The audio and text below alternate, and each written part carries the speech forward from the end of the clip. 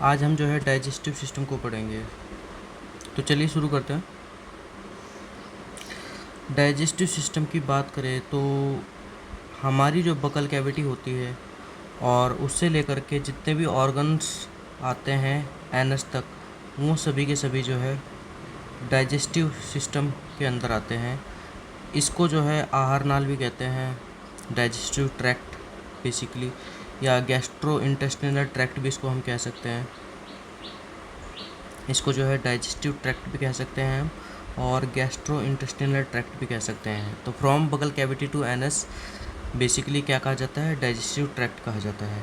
ये basically site है, यहाँ पर जो है डाइजेशन होगा और एब्जॉर्प्शन होगा। जो भी आप खाओगे, जो भी आप खाना खाते हो, तो उसका जो है पाचन होगा और उसका अवशोषण होगा। इसके बाद कैसे जो है पाचन होता है? तो यहाँ पर जो है एंजाइम्स होते हैं, डाइजेस्टिव एंजाइम्स होते हैं, जो बेसिकली भोजन के पाचन में आपके मदद करते हैं। और यहाँ पर जो है डाइजेस्टिव ग्लैंड्स होती हैं, पाचन ग्रंथियाँ होती हैं जो कि डाइजेशन में मदद करती हैं। जैसे कि सलाइवरी ग्लैंड्स है जो कि सलाइवा बनाती हैं, लार बनाती हैं, ठीक है, लार ग्रंथियाँ। और लीवर भी है जो कि डाइजेशन में इसका भी एक रोल है, वो हम पढ़ेंगे। और पेंक्रियाज है जो कि बेसिकली पेंक्रियाटिक जूस रिलीज़ करता है। तो ये सारी की सारी जो डाइजेस्टिव ग्लैंड है, ये हमारे डाइजेस्टिव ट्रैक्ट से एसोसिएटेड है। अब ये जो सलाइवरी ग्लैंड्स है बेसिकली, ये सलाइवरी ग्लैंड जो है ये एक एक्जोक्राइन ग्लैंड है। और पेंक्रियाज का यहाँ पर जो फंक्शन है वो भी एक एक्जोक्राइन फंक्शन है। तो ये भी एक तरह से मतलब एक्जोक्राइन ग्लैंड है। वैसे तो ये मेजोक्राइन ग्लैंड है, लेकिन हम इसे एक्जोक्राइन ही कंसिडर करेंगे जब हम डाइजेशन की बात करेंगे। तो बेसिकली ये जो है डाइजेस्टिव एंजाइम्स को रिलीज करती हैं। और कुछ एंडोक्राइन ग्लैंड्स भी होती हैं जो बेसिकली इनडायरेक्टली डाइजेशन में हेल्प करती हैं, तो उनको भी हम पढ़ेंगे।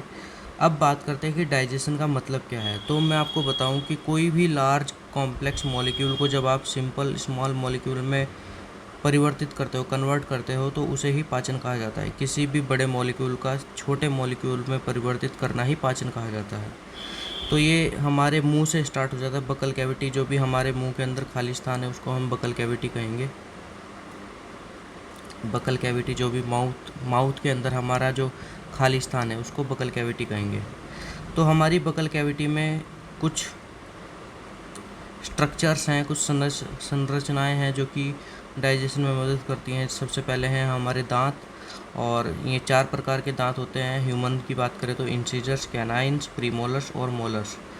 इन सभी का वर्क जो है अलग अलग है। जैसे इंसीजर्स जो है कटिंग के काम आते हैं, और कैनाइन्स जो है टीयरिंग के काम आते हैं, फाड़ने के, चीरने फाड़ने के काम आते हैं। और प्री मोलर और मोलर जो है ग्राइंडिंग के काम आते हैं। ग्राइंडिंग मतलब पीसने के काम होते हैं, क्रशिंग के काम आते हैं बेसिकली। जो अन्य कुछ ऑर्गेनिज्म है, जैसे कि इंसेक्ट्स की बात करें तो इस इंसेक्ट्स के अंदर जो है मैंडिबल्स होते हैं, मैगजिला होता है और लैब्रम होता है दांत की जगह पर। और बर्ड्स के अंदर जो है कि गिजार्ड एक ऑर्गन है जो बेसिकली क्रशिंग का काम करता है बेसिकली। और स्नेल के पास जो है रेडुला होता है। इसकी जीभ पर जो है दांत लगे होते हैं, और ये किसी भी भोजन को वहाँ से खुरच के खाता है। खुरचना मतलब स्क्रैप करना। अब सेकंड जो स्ट्रक्चर है वो है हमारी जीभ, हमारी टंग, जो कि एक सेंसिटिव ऑर्गन है बेसिकली एक तरह का। और इसमें जो है टेस्ट रिसेप्टर होते हैं, ये किसी भी स्वाद को बताने में सहायक है। तो सबसे पहले इसका काम क्या है कि ये जो है फूड को सलाइवा के साथ मिक्स करने का काम करती है और डीग्लूटिनेशन का काम करती है। डीग्लूटिनेशन का मतलब है कि भोजन को निगलने में मदद करती है। तो यहाँ पर जो फूड है वो सलाइवा के साथ मिल कर के एक बॉल लाइक स्ट्रक्चर बन जाता है, जिसको बोलस कहते हैं, ठीक है। अब यहाँ पर जो एसोसिएटेड ग्लैंड है कुछ, जैसे कि सलाइवरी ग्लैंड है।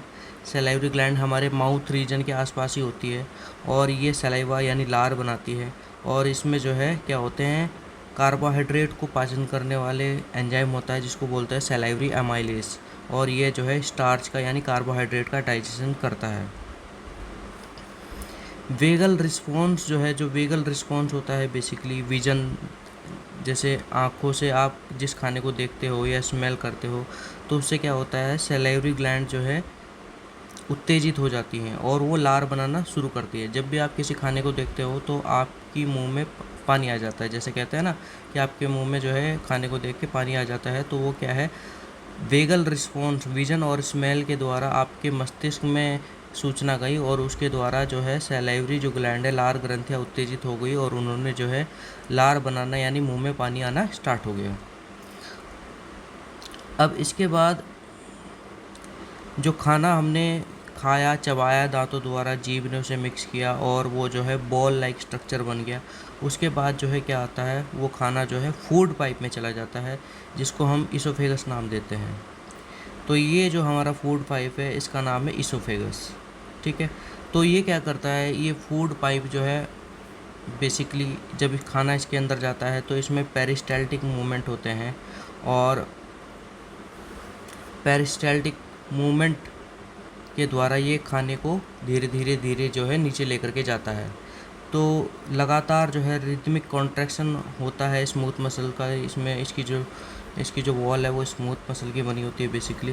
तो यहाँ पर जो है लगातार कॉन्ट्रैक्शन और रिलैक्सेशन होता रहता है, जिस वजह से जो खाना है वो स्टमक में चला जाता है। देखिए ये जो है बॉल लाइक स्ट्रक्चर हमारा खाना है और पेरिस्टाल्टिक मूवमेंट के द्वारा यानी रिदमिक कॉन्ट्रैक्शन और रिलैक्सेशन, सिकुड़ना और फैलना, इस तरह से जो है मत मत करके भोजन जो है नीचे चला जाता है स्टमक के अंदर।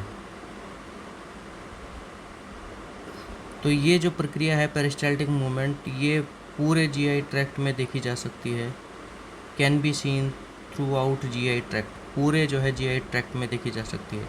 अब वो जो खाना है वो जो है हमारे स्टमक में आ जाता है। स्टमक में आने के बाद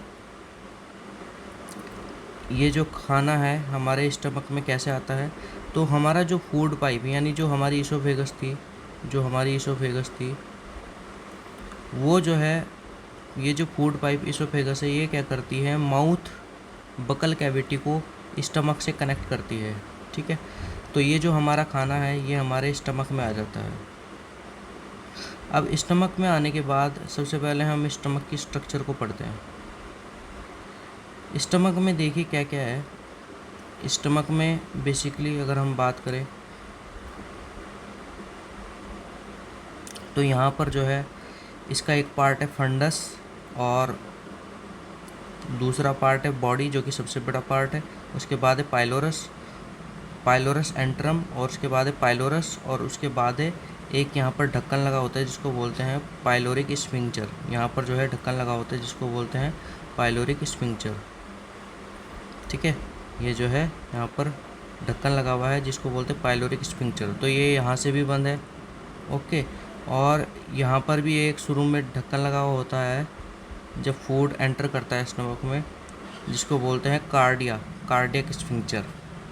तो इस कार्डियक स्फिंक्टर का नाम कार्डियक इसलिए है क्योंकि ये हृदय के पास वाली जगह है, इसलिए इसका नाम कार्डियक स्फिंक्टर है। तो ये जो है दो ढक्कन है हमारे स्टमक के ऊपर और नीचे, कार्डियक स्फिंक्टर और दूसरा है पाइलोरिक स्फिंक्टर। अब अगर आप इसकी वॉल को देखो तो इसकी जो वॉल है, ठीक है, इसकी जो आउटर मोस्ट लेयर है उसको सिरोसा कहा जाता है, और जो इसकी स्टमक की इनर मोस्ट लेयर होती है उसको म्यूकोसा कहा जाता है। जो इनर मोस्ट लेयर होगी उसको म्यूकोसा कहा जाएगा। हम जो है क्या देख रहे हैं, इसकी वॉल को काट करके देख रहे हैं, इसकी दीवार को काट करके बेसिकली देख रहे हैं, इसका सेक्शन कट कर रहे हैं और हमें पता चला कि इसकी जो बाहरी दीवार है उसको सिरोसा कहते हैं और जो इनर मोस्ट लेयर है उसको म्यूकोसा कहते हैं। अब यहाँ पर आप देख सकते हो ये हमारा डाइजेस्टिव सिस्टम है बेसिकली, और यहाँ पर जो है एक तरह से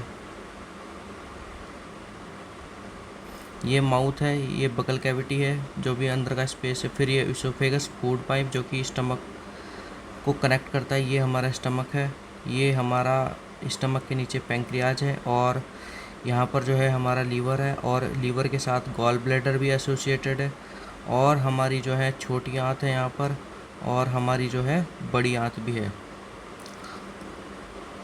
ओके, इसके बाद इसकी वॉल को हम देख रहे थे, स्टमक की वॉल को हम देख रहे थे बेसिकली। यहाँ से सेक्शन कट करके इसको हमने यहाँ पर जो है शो किया है। तो देखते हैं इसके अंदर क्या क्या होता है। तो जैसे मैंने बताया कि इसके अंदर जो है जो आउटर मोस्ट लेयर है इसकी, ये जो नीचे वाली लेयर होगी, ये कौन सी लेयर होगी इसकी, ये लेयर होगी सिरोसा, और जो ऊपर वाली लेयर है वो कौन सी है, म्यूकोसा। तो ये क्या करती है, ये म्यूकस को रिलीज करती है, जिससे जो है हमारे स्टमक में उत्पन्न हो रहा, जो स्टमक में प्रोड्यूस होता है HCl हाइड्रोक्लोरिक एसिड, उससे बचा जा सके।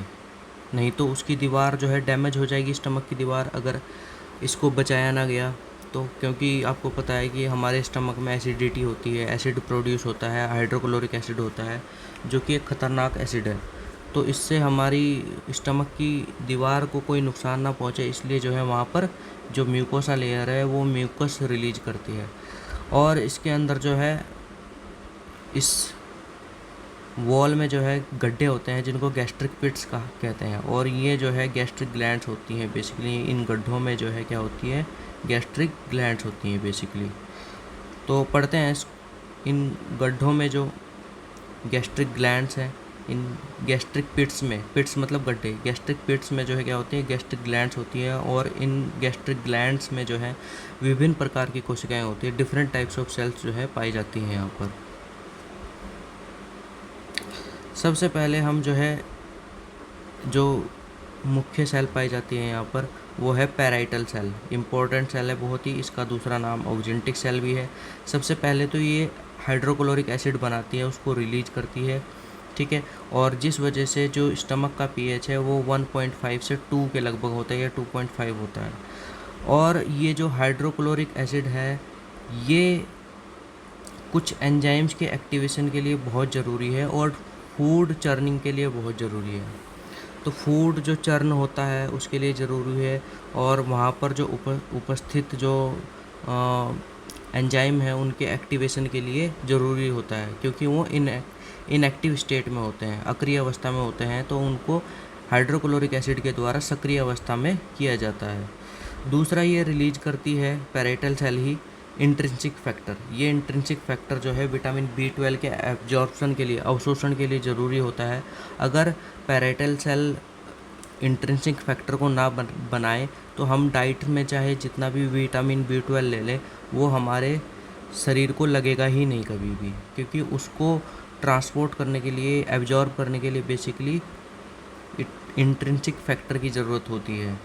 ओके, अब अगर पैराइटल सेल मर गई या डैमेज हो गई, नुकसान हो गया, और वो इंट्रिंसिक फैक्टर नहीं बना पाई, ठीक है, और उसकी कमी हो गई, किसकी कमी हो गई, इंट्रिंसिक फैक्टर की कमी हो गई, तो विटामिन B12 का एब्जॉर्प्शन भी कम पड़ जाएगा।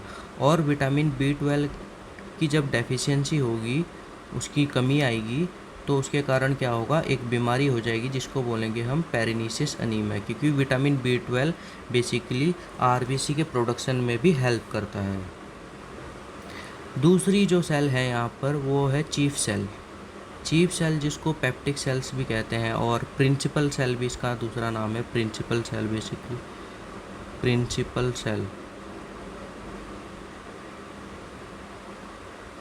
प्रिंसिपल सेल इसका दूसरा नाम है। ये क्या करती है, ये प्रोटीन को पाचन करने वाले एंजाइम को बनाती है, जिसको बोलते हैं पेप्सिनोजन, लेकिन ये इनएक्टिव स्टेट में होता है, अक्रिय अवस्था में होता है, और हाइड्रोक्लोरिक एसिड की वजह से, एसिडिक pH की वजह से ये जो है पेप्सिन में बदल जाता है, सक्रिय हो जाता है अगर हम कहें तो। और फिर सक्रिय होने के बाद ये प्रोटीन को जो है, प्रोटीन का डाइजेशन करता है, उसको तोड़ता है पेप्टाइड और पेप्टोन में। इसके बाद है तीसरी सेल म्यूकस नेक सेल है, जिनको गॉबलेट सेल्स भी कहा जाता है, और यही वो सेल हैं जो म्यूकोसा लेयर में पाई जाती हैं और म्यूकस प्रोड्यूस करती हैं, म्यूकस बनाती हैं, जो स्टमक वॉल की रक्षा करता है। तो म्यूकस बेसिकली क्या करता है, ये प्रोटेक्ट करता है inner wall of stomach from acidic environment. सीधी शब्दों में मैं कहूँ तो जो हाइड्रोक्लोरिक एसिड बनता है उससे जो है स्टमक की जो अंदर की लेयर है उसकी रक्षा करता है। फिर है डी सेल्स। चौथी सेल्स कौन सी है? D cells, fourth cell. अगर इनके बारे में बात करें तो सीधी सीधी बात यह है कि ये जो है सोमेटोस्टेटिन को रिलीज करती है, जो कि इनडायरेक्टली हाइड्रोक्लोरिक एसिड को बंद कर देता है, उसके रिलीज को बंद कर देता है। ये जो सेल हैं ये गैस्ट्रिक पिट्स में उपस्थित होती हैं और साथ ही इंटेस्टाइन में भी उपस्थित होती हैं। और ये जो डी सेल्स हैं ये बेसिकली सोमेटोस्टेटिन रिलीज करती हैं और ये जा कर के जी सेल्स को रोकता है। तो पांचवी जो सेल्स हैं वो कौन सी है? जी सेल्स। जी सेल्स है जो पांचवी सेल्स हैं वो जी सेल्स हैं। तो फोर्थ जो सेल है वो जो है कौन सी है? जी सेल है, जो कि बेसिकली स्टमक में ही होती है। और ये जी सेल क्या करती है? ये गैस्ट्रिन हार्मोन को बनाती है। और ये जो गैस्ट्रिन हार्मोन है ये गैस्ट्रिन हार्मोन एचसीएल के सिक्रेशन को बढ़ा देता है, एचसीएल के सिक्रेशन को बढ़ाता है या करवाता है। ठीक है, तो हम जो है ये जो डी सेल हैं बेसिकली क्या कर देती हैं? ये जी सेल्स को ही रोक देती हैं। जो डी सेल है वो जी सेल्स को रोक देती है। तो अल्टीमेटली जो है एचसीएल का सिक्रेशन जो है बंद हो जाता है। ठीक है, तो समझ में आ गया आपको? अब जी सेल्स की अभी हमने बात करी यहाँ पर। तो जी सेल्स क्या काम करती हैं? गैस्ट्रिन को रिलीज करती हैं, जो एचसीएल के रिलीज को बढ़ाएगा। छठी सेल्स हैं हमारी ईसीएल सेल्स। ठीक है, ईसीएल सेल्स क्या करती हैं? अच्छा, यहाँ पर जो है मैंने ये लिखा था फोर्थ डी सेल्स थी, तो ये जो है जी सेल्स पाँचवीं सेल्स होंगी बेसिकली। यहाँ पर वैसे लिखा हुआ है ये जो है 5वें नंबर की सेल है, यहाँ पर लिखा हुआ है बेसिकली। ये देखिए पाँचवें नंबर की जो सेल है वो जी सेल है और ये गैस्ट्रिन हार्मोन को रिलीज करती हैं, जो एचसीएल के सिक्रेशन को बढ़ाता है।